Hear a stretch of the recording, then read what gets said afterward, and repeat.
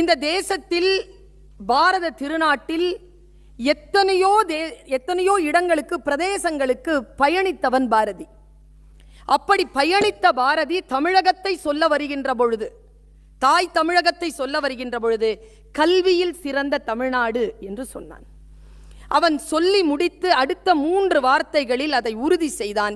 ஏன் கல்வி சிறந்த தமிழ்நாடு என்றால், 1, புகழ் கம்பன் பிறந்த தமிழ்நாடு, வள்ளுவன் தன்னை உலகினுக்கே தந்து வான் புகழ் கொண்ட தமிழ்நாடு, சிலப்பதிகாரம் என்னுமோர் மணியாரம் படைத்த தமிழ்நாடு என்று கம்பனை, வள்ளுவனை, இளங்கோவை தூக்கி பிடித்து இந்த எழுத்தாளர்கள் இருக்கிறார்கள், அதனால் இது கல்வியில் சிறந்த தமிழ்நாடு என்று பாரதி பேசினார். நாம் கல்வியின் சார்பாக இந்த மேடையில் நிற்கிறோம். எனக்கு நிரம்ப மகிழ்ச்சி என்னவென்றால், அடுத்த தலைமுறை கல்வியிலே தன்னுடைய முத்திரையை பதிக்கின்ற பொழுது அவர்களை அடையாளம் கண்டு அவர்களை பெருமைப்படுத்துகின்ற ஒரு வாய்ப்பு ஒரு தலைமுறைக்கு கிடைத்திருக்கிறது என்பதே மிக மிக முக்கியமான அவதானிக்கக்கூடிய ஒரு விஷயமாக இருக்கிறது. நான் இப்படி யோசிக்கிறேன், அடுத்த தலைமுறையை அடுத்த நிலைக்கு உயர்த்துவதற்கான அங்கீகாரம் தரக்கூடிய ஒரு தலைமுறை எப்பொழுது வருகிறதோ அந்த தலைமுறைதான் ஆட்சியாளர்களை உருவாக்குகின்ற தலைமுறையாக இருக்க முடியும். நம்முடைய அடுத்த தலைமுறையை நாம் தூக்கி நிறுத்தக்கூடிய இந்த கடப்பாட்டில் எங்கெல்லாம் நாம் சில வெளிச்சங்களை பாய்ச்ச வேண்டும் என்கின்ற ஒரு குறிப்பை நான் தருகிறேன். இந்த மேடையில் ஒரு கத்தி படத்திலிருந்து ஒரு பிள்ளை ஒரு பாட்டு பாடலாம். அவன் சரியா பாடலை, சுருதி சேரல, ஆனால் முயற்சி செய்தான். எல்லா இசை குற்றங்களும் மன்னிக்கப்படும். ஏனென்றால் அவன் உச்சரித்த அந்த தமிழினுடைய வேகம் அவ்வளவு சிறப்பாக அவன் சரியாக அதை உச்சரித்தான். ரொம்ப அழகாக அதை வேகமாக உச்சரித்தான்.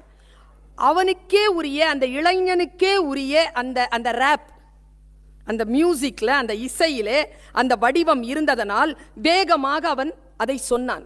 நான் எங்கே தெரியுமா நம் தலைமுறையை பழிக்கிறேன், இதைவிட சிறப்பான வேகமான முடுக்கு சந்தங்கள் நிறைந்த திருப்புகழை அவனுக்கு சொல்லித்தராமல் நாம் விட்டு இருக்கிறோமே என்பதுதான் அடுத்த தலைமுறைக்கு நாம் கொண்டு சேர்க்க வேண்டியதை கொண்டு சேர்க்காமல் இருக்கிறோம் என்பதுதான் இந்த மூத்த தலைமுறையின் பிழையாக நான் கருதுகிறேன்.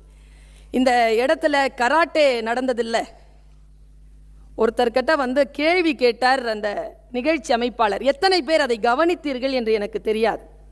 அவர் சீனாவிற்கு போகிறார், கராட்டே என்கின்ற அந்த கலையை அடுத்த நிலைக்கு கொண்டு போகிறார் என்பதற்காக எல்லாம் நாம் பெருமைப்படுகிறோம். ஆனால் குறிப்பாக ஒரு வார்த்தையை சொன்னார். தமிழருடைய கலையை நான் ஏன் முன்னெடுக்காமல் இருக்கிறேன் தெரியுமா என்று அவர் சொன்ன அந்த கருத்தை இந்த அவை மிக குறிப்பாக பிடித்து கொள்ளுங்கள், குறிப்பாக உணர்ந்து கொள்ளுங்கள்.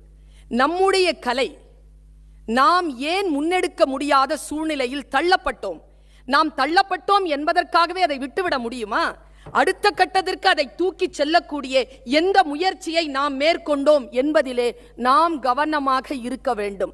யாரோ ஒருவர், ஒன்றும் இல்லைங்க, மலேசியா நாட்டிற்கு நான் போன மாதம் போயிருந்தேன். நம்ம ஊர் பணியாரம் இல்லைங்க, பணியாரம், இந்த அச்சு முறுக்குன்னு ஒன்று கிடைக்கும் தெரியுமா? டிசைனை கூட அவன் மாற்றலைங்க, அவன் சொல்கிறான், டிசைனை கூட மாற்ற மாட்டேங்கிறான். அதே அச்சு முறுக்கு வயிற்றுச்சலாக இருந்தது எனக்கு. இது யாருதுன்னா அவன் எந்துங்கிறான் அந்த மலேசியாக்காரன். நாமளும் வாங்கி சாப்பிட்டுக்கிட்டு இருக்கோம். நம்முடைய விஷயங்கள் அடுத்தவர்களுக்கு போகின்ற பொழுது அதற்குள் போய் நின்று போராடுவது என்பது ஒரு மிகச்சரியான உத்திதான். இருந்தாலும் நம்முடைய தனித்த அடையாளங்களை நாம் மிகச்சரியாக பிடித்து வைத்துக் கொண்டிருக்க வேண்டும் என்பதிலே நாம் உறுதியாக இருக்க வேண்டும் என்பதனை நான் இந்த மேடையில் சொல்கிறேன்.